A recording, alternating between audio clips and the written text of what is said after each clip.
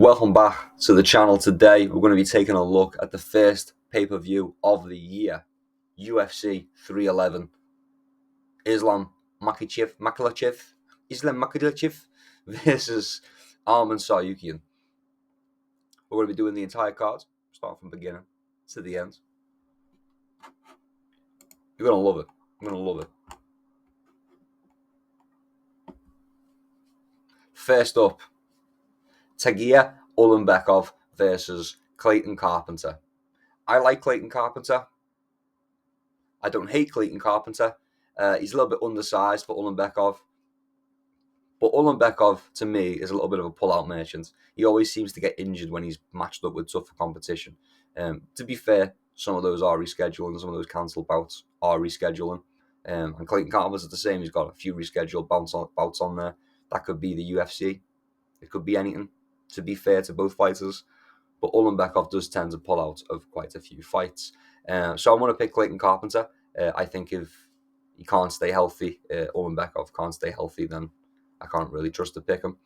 I'm going to pick Clayton Carpenter by decision. I just feel he's more professional. I think he gets the job done. I think he ekes it out. I think it's going to be a decision. But I do think Clayton Carpenter gets it done. Ricky Torsius versus Bernardo Soppaggi. Soppaggi, right? Soppaggi, yeah. I'm going with Bernardo anyway, with my man Soppaggi. New World fighters just aren't as good. I'm sorry to say, America. Ricky fights out of Team Alpha Male as well, and I don't rate Team Alpha Male very highly. The only benefit to Team Alpha Male showing up to a card is you might get to see Uriah Faber's fucking Giga Chin, fucking just through the fence or like between rounds, to see his fucking just chin, the Crimson Chin himself. So yeah, we're picking Soppaggi. He's faster, a little bit smaller, so it might be a risky pick, but I don't rate Team Alpha Male very highly, so there we go. Next up, Rinya Nakamura versus Muin Gafarov. We're picking Nakamura. I've been saying for a long time now, even before this channel started, people in my personal life know, who are around the sport know, that I've been saying, you need to get some more Japanese talent in this UFC, You need to get some more Japanese talent in this UFC. They've got a very unique style in grappling where it's just a constant scramble. And I love it. It's very entertaining, and I feel like casuals would be more entertained by it. I feel like if more fighters adopted this constant scramble, it would be a lot more entertaining for these grappling exchanges. But yeah, he's also got hands. The Japanese got a good little boxing culture over in Japan. Nakamura's got hands also. So yeah, we're going to go with Nakamura. I think he's just good all around. He's riding like a pretty good win streak as well, I'm fairly sure. So we're going with Rinya Nakamura. Hopefully we see some of that excellent grappling and some really slick hands. Next up, Carol Rosa versus Alian Perez. I'm going with Perez. I think she's a little bit more well-rounded, but I do see it going to a decision. So either way, it's going to go to a decision in my opinion. So if you want a safe bet, pick a decision. I think Perez takes the decision, in my opinion. Next up, Zach Reese versus Azamat Bekaev. I've got to pick Reese. Azamat is taking this fight on short notice, and he's fairly undersized. I feel like Zach Reese is probably getting an easy fight thrown his way, just because it is a short notice replacement.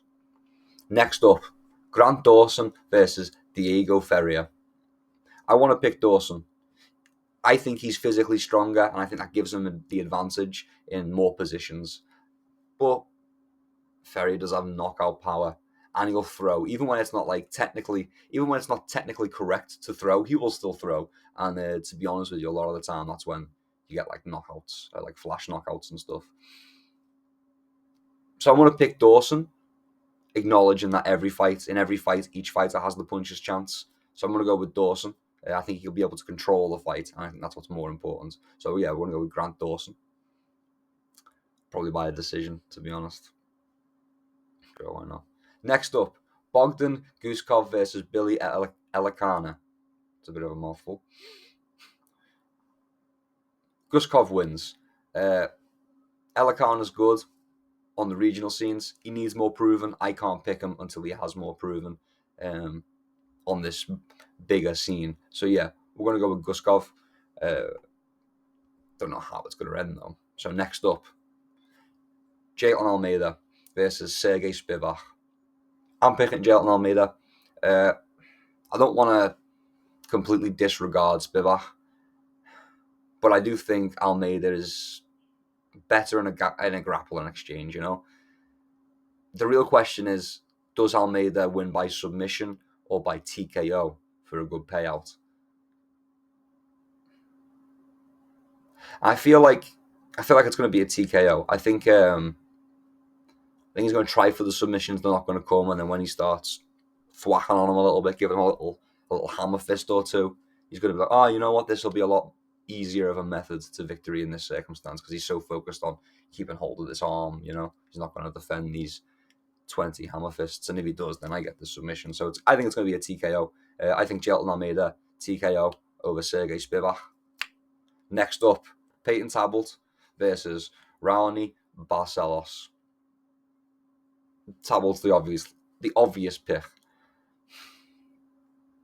I don't want to say that Barcelos is being fed to Tablet, but it does kind of seem that way. I think Tablet's getting a little bit of that Sean O'Malley treatment at the minute. He's getting a little bit of that. Okay, we know you're good. We're just going to slowly, gradually build your stock. We're going to let your stock grow by having you fight a bunch of dudes. By us feeding you a bunch of dudes, we're going to grow your stock. And limited limited success with Sean O'Malley because he made it. He's definitely a star, but is he that big? People don't pay to see his fights, so I'm told. So is reported. People don't pay to see his fights, so maybe a bad strategy by the UFC. But I suppose it makes maybe not a superstar, but a dependable cash cow, right? Maybe not the biggest cash cow, but a reliable cash cow. But yeah, I'm going to go with Tablet. I do think he's being given an easier fight, and I do think it is to grow his stock. So yeah, we're going to go with Peyton Tablet. Fairly confident in that pick. Here we are, the main card. But before we get into that, I'd like to take a moment just to ask if you've made it this far. Would you leave us a like? Maybe even subscribe for some more picks. Got a pretty good percentage. Not sure exactly what it is, but we get like 12 out of 14, get like 13 out of 14 fights a lot of the time. Never swept the card yet, but I feel like it's close. I feel like we're close. Maybe this is the one, Subscribe, like the video. I digress. Main card time. Kevin Holland versus Rena de Ridder. Rena wins. I can't trust Holland. He's funny. He's entertaining to watch. He's got the skills too. I just can't trust him not to not switch on. Like he doesn't switch on a lot of the time. He'll just be kind of entertaining rather than fighting and letting the fight pass him by, and then he'll lose. So I can't trust that. Also, he's a bit of like a fluke fighter. He's got a bit of a fluky career in the sense that he gets injured. He gets injured, goes into fights injured. He takes fights he probably shouldn't take. I can't reliably say that he's not going to step funny and roll his ankle or some shit. So I'm going to go with Ridder. I think Ridder gets the submission anyway. He's great grappling. That is where Holland is weakest. If he's not controlling the grappling, if he doesn't engage in it to begin with, like to start the engagement, he kind of loses the engagement every time. So yeah, we're going to go with Ridder, probably by submission. I'm feeling a submission for this one. So yeah, we're going to go with Rena de Ridder by submission. Next up, Beneil Dariush versus Renato Moicano. Dariush is going to be a tough test for Moicano, and I'm a big fan of Moicano. I struggle to pick him, okay, because he hasn't got the power. I don't think he has the power necessary to finish Beneil Dariush, and he's not really a finisher anyway. Moicano, he's not. And I do feel like the way to beat Dariush is you just got to kind of knock him out. And that is his weakness, is just getting chinned. So, yeah.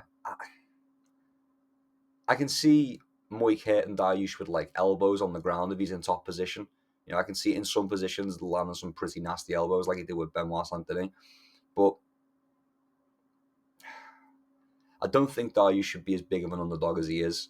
I do think it's a lot closer of a fight than the odds make it out to be. But there is potential to make some money there because, to be honest, Dariush has a really good chance of winning. So I struggle to pick Moicano, but he's won me money in the past, and I've picked him when I shouldn't have picked him because I believed in him. So I'm gonna do it again. I'm gonna stick with Moicano. Yeah, he's won me a bit of money. So I'm not gonna turn my back on him now, am I? Yeah, I'm a Moicano fan right up until he fights Paddy the Baddy, and then I've got to switch up real quick. That's fine. Yuri Prohaska versus Jamal Hill next up. Next fight. I've been becoming a fan of Jamal Hill recently. I think he's unintentionally hilarious. Getting knocked out by Pereira and then strolling into his gym with his fucking big distended stomach out. And he's saying, "We're not on Twitter now." You got knocked out. What do you mean? Asking him for a fight and then backing down when Pereira's like, "Yeah, here's the gloves. Then let's go spar." It's like, for free. So you came here, you asked. I want to pick Yuri. I do. If you've been watching my channel, if you're a fan of the channel, I'm a Yuri fanboy. I worry for the state of his chin, to be honest. He got knocked out twice by Pereira in his last fight. And if anything ruins the chin, it's that. So I don't know. Can his chin be trusted? Jamal doesn't have the death touch, He hits hard, but he doesn't have the death touch. But has Yuri's chin been weakened? Who could say? Because Jamal could definitely sting him with some good shots. His chin's like that all the time. No, I've got to go with Yuri. He's more rounded in his weird, awkward kind of way. I don't think Jamal's going to be ready for this weird guy with these weird movements coming towards him. But we'll see. I'm going to pick Yuri. I'm picking Yuri Prohaska. I think he does better in the grappling, and I think that's where in the clinch and in the grappling exchanges, and I think that's where he kind of wants to keep it. If he's not all the way out, he wants to be all the way in, and he wants to be controlling the grappling and doing some work there. At least at first, anyway, to kind of tire Jamal out. Here we are, co-main event: Merab Dvalishvili versus Umar Nurmagomedov. I want to pick Merab.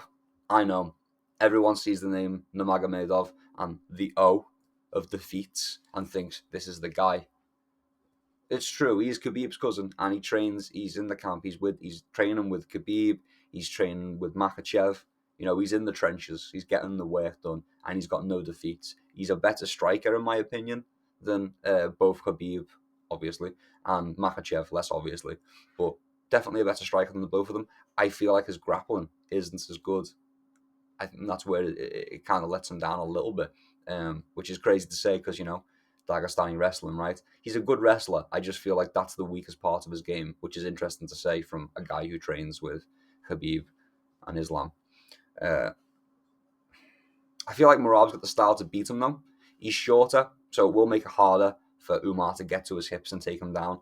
And this is going to be kind of like, if the grappling doesn't nullify each other's, if they don't nullify each other's grappling, then it's going to be a stand-up fight. And I do think that Umar has the more technical striking, but Merab is an interesting character in the sense that he's good at playing a range game. He outrange gamed Sean O'Malley, he outplayed Sean O'Malley in the distance game. That's where Sean O'Malley kind of excels, is in the distance game. Sean O'Malley doesn't move his feet too much, and he just kind of keeps you on the end of his punches.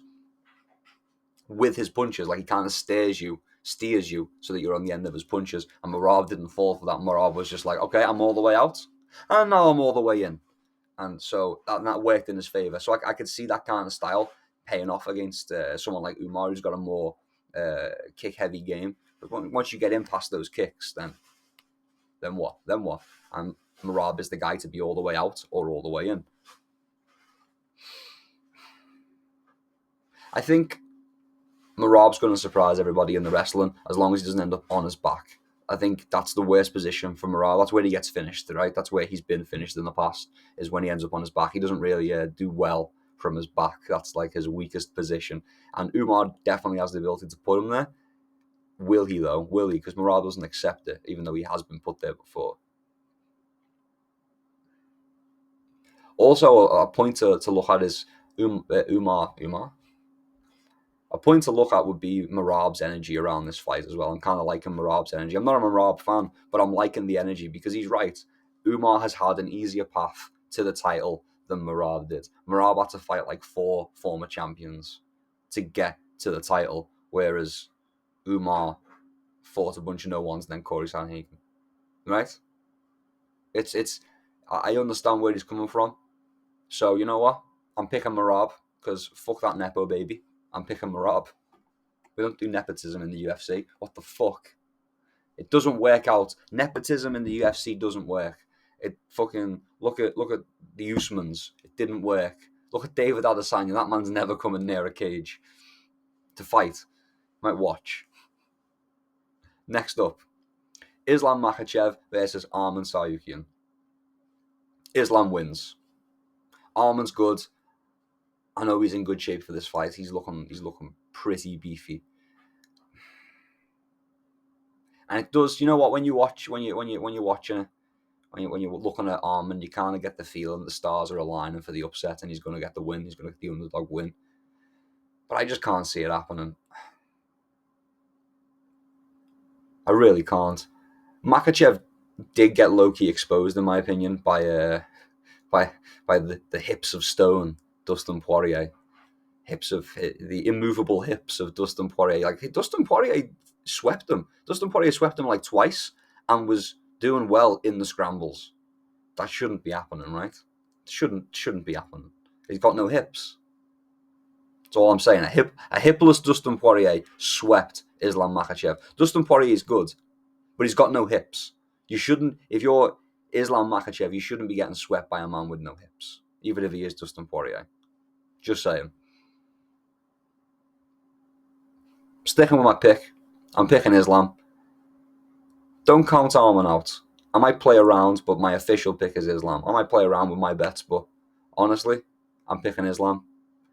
Armen is good, but his last fight with him was on short notice as well, and he has improved. It's tough. It's a tough call.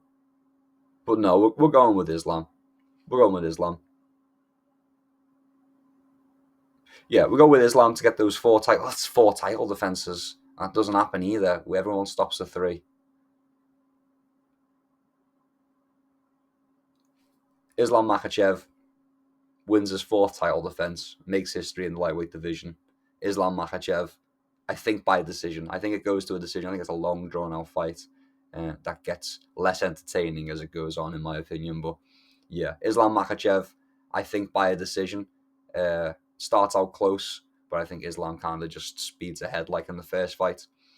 I know Armen's not on short notice this time, and he is looking fit, but it's Islam Makhachev, and he's not. He's been in the trenches with the best of the best consecutively. So yeah, and not losing either, not looking bad. Like, I know I just said he got exposed by Poirier. He got swept. It's not like, oh my god, this whole game plan destroyed. He got swept by Dustin Poirier. It might have been luck. It might have just been, everyone makes a mistake sometimes, but it shouldn't really be happening. Who knows? Maybe a lapse of judgment like that against Armen could turn the tables in his favour. Who knows? But yeah, we're going Islam Makhachev by decision. Thank you for watching all the way until the end. I'm sure somewhere on the screen there's like a recommendation to a tier list video that's more comical than actually informative. Thanks for sticking around all the way until the end. Till next time, keep your chin down, keep swinging. Peace and love. I'll see you around.